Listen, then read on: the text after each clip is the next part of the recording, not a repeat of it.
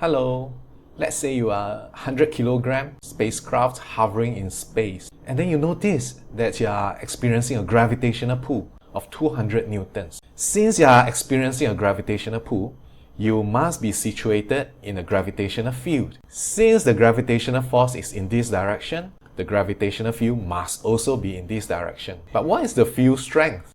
For the field strength, you take 200 newtons divided by 100 kilograms. So the field strength is 2.0 newtons per kilogram. Note the unit here. For beginners, it's very useful to remember that the unit for field strength is Newton per kilogram. So the field strength is some kind of gravitational force per unit mass. Now let's replace the spacecraft with a 3000 kilogram asteroid. Is the asteroid going to experience a gravitational pull? Definitely, yeah. It's situated in the gravitational field. And since the field is rightward, the gravitational pull experiences must also be rightward. What about the magnitude of this force? Since the field strength is 2.0 newtons per kilogram and you are 3000 kilograms, of course you are going to experience a pull of 6000 newtons. It's quite easy really. So the gravitational field strength is just a region of space where masses experience gravitational forces. As for the field strength, it's defined as gravitational force per unit mass. So to calculate the field strength, you can just take the gravitational force